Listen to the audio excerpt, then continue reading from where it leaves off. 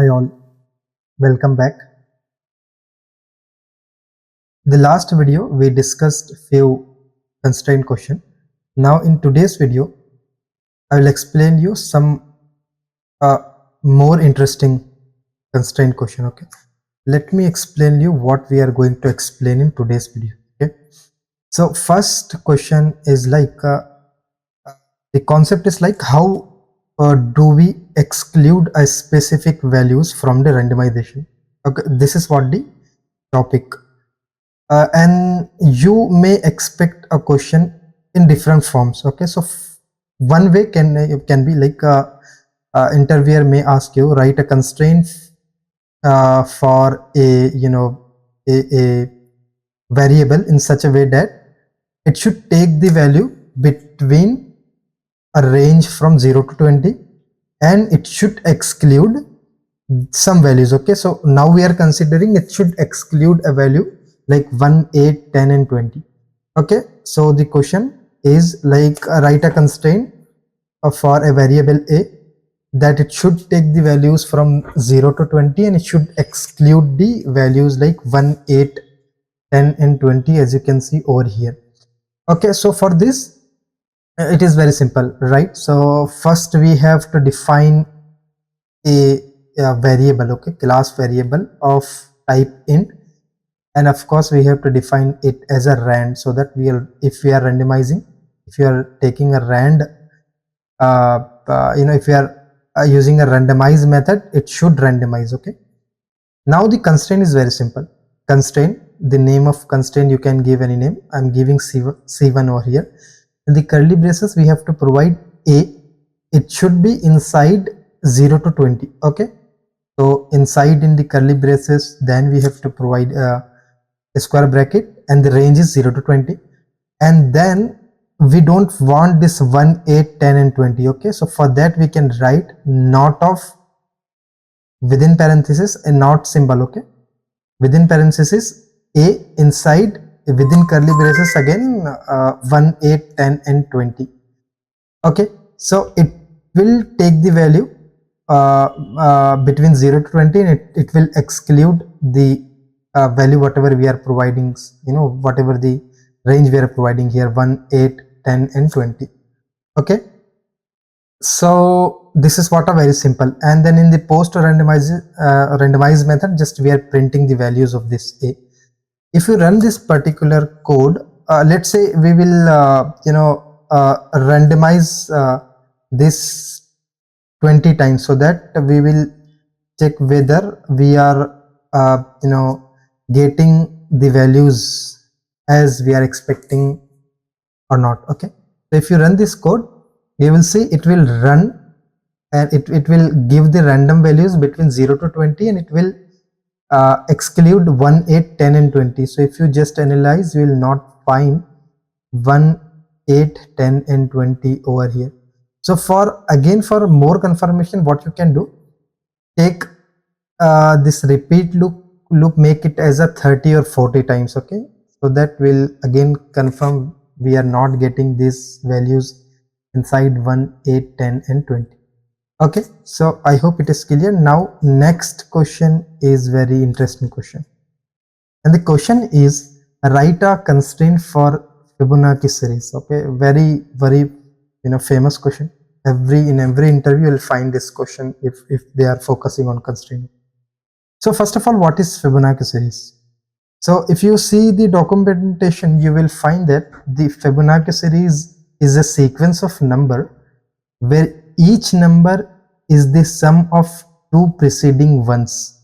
Okay, what it means that each number, let's say for example this 2. Okay, why I'm taking 2? Because in the rule they said that the first two numbers like 0 and 1 should be there. First two numbers should be 0 and 1, and the next will be the sum of two preceding ones.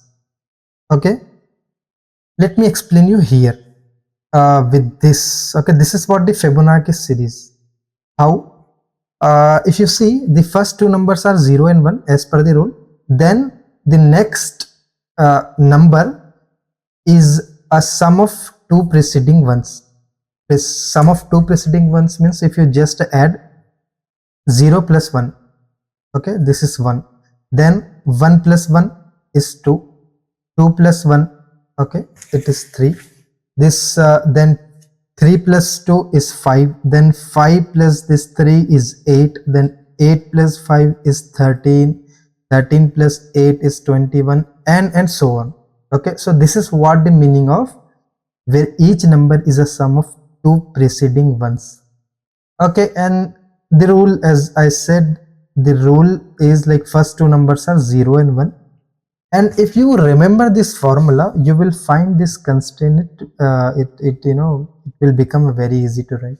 What is the formula for that?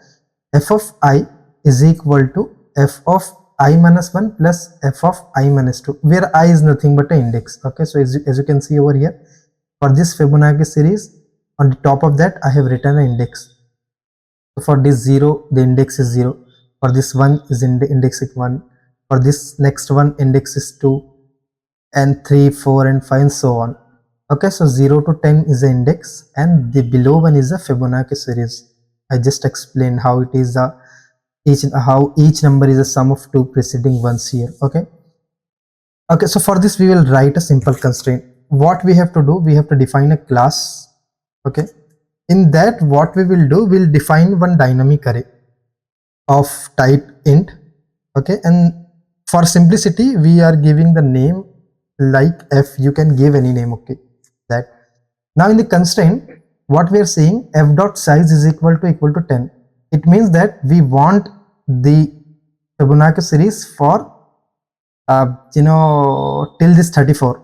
Okay, if you count, you will find it 0 to 0 to 10. Okay, the index is 0 to 10 for that.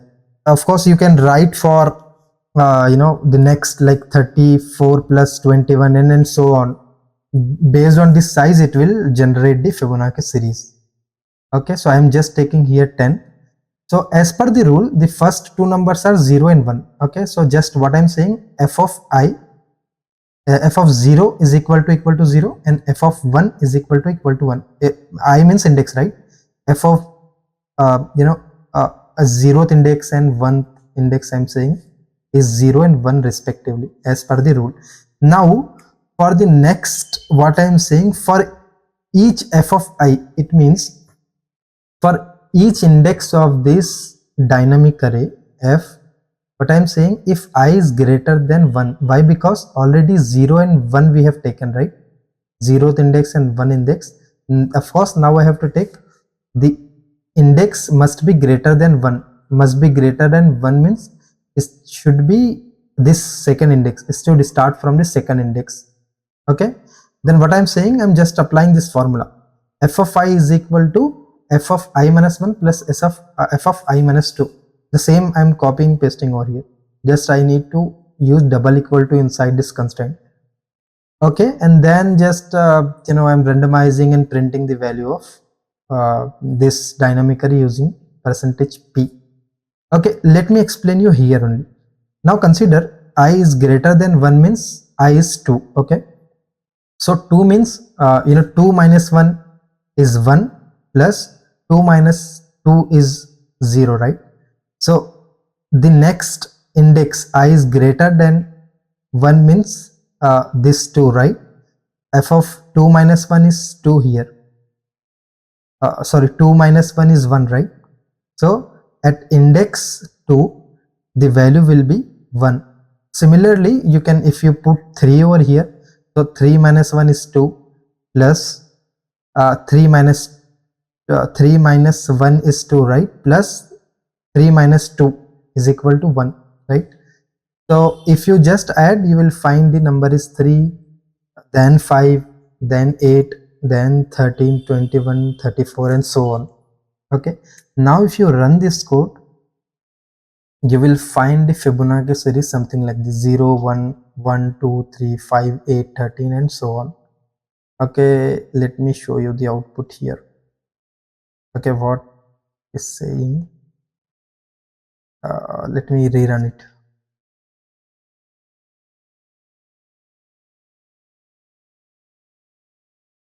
So simply if you remember this formula, you will find it very easy to write a constraint for that. Okay, the rule is first two numbers are 0 and 1 and this formula. So if you see over here on the console, you will find the Fibonacci series is 0, 1, 1, 2, 3, 5, 8, 13, 21 and so on. This is what the Fibonacci series. Of course, if you increase the size, you will find a Fibonacci series for the next after 34 and so on. Okay, so this is what a simple constraint for the Fibonacci series. Now let me show you the other question. Okay, so what is other question? Now the next question is write a constraint such that if A is 1, then B should be 4, else B should be any value. Okay, this is what the question. What it means that if the value of A is 1, then B should be 4. Okay, else B should be any value. Any value in the sense, let's say for example, if a B is of 2 down to 0, so 2 raised to power 3 means 8, right? So B should be 0 to 7, any value, if A is equal to 1. Okay, else B, if A is equal to 1, B should be 4 only, else B should be any value from 0 to 7. Okay, remember this. If you are increasing the size, B should be any value from that range. Okay, now the constraint for that is very simple. First we have to declare a rand for A, which is a single bit. Okay, which can give us a value 0 or 1. Then another variable of size 2 down to 0. Okay, if they are giving any other range, you can take that range. Okay, now the constraint is very simple. What we are saying, if A is equal to 1, then B should be equal to 4. Okay, so if A is equal to 1, we are using the implication operator over here in the constraint. We are saying B should be 4, and we are using this construct called solve A before B. What it will do, it will solve A first and then it will take the values of B. Okay, and just in class and inside a module, just we are defining the instance, creating the memory for that, and just taking a repeat loop for 20 times and randomizing and printing the value. So if you run this code, you'll find whenever the value of A is 1, B will be 4 only. If A is like 0, it will take B as any random value. Okay, if you run this code, you will find that in the console. Let me show you. Errors we are getting. What errors? Okay, yeah, this and comment this. If you run, you will see the result in the console. Okay, so what we want, if whenever the value of A is 1, you'll find the value of B is 4. Okay, you can analyze over here. Whenever A is 1, B is 4, and whenever A is 0, B is any value from 0 to 7, because we have given a range 2 down to 0. Okay, so 2 raised to power 3, so 0 to 7. Whenever A is 0, B is 1, A is 0, B is 4, A is 0, B is 1, A is 0, B is 3, A is 1, B is 4, 4, and so on. Okay, so this is what a simple constraint for that. Now the assignment for you people is like, let's say what I want, if A is 0, then B should be 1, if A is 1, B should be 4, and if A is 2, then B should be 7. Otherwise B should be B can be any value. Now what you can do, take B as 4 bit and A is 1 bit. Okay, try this assignment. If you are finding it difficult, let me know. I will put a solution for that. Okay, so I hope with this you have understood how we can solve the constraint question with by using different constructs. Okay, I will put a link of this video, and I will put a link of this particular code in the description of the video. Just go through it, practice it, and play around with this code. Okay, so I hope you enjoyed this video. So thanks for watching. Thank you.